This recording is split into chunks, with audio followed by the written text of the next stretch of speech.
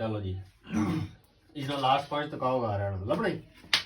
आजा इधर बुन भी है भाई बुन लाइन है ना ये भी आगे अभी नीचे जाती है आगे जानी है इस वक्त और थल्ला जानी है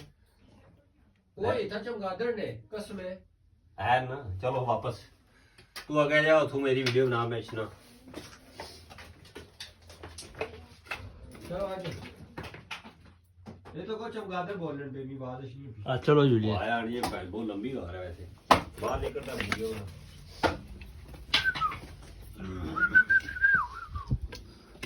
ऑटो पैनल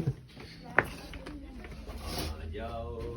दुल्हनिया वो पीछे रुड़ी बहुत डेंजरस है कैसे चल तू ना छोड़ी जो हूँ ओए होए तेरी है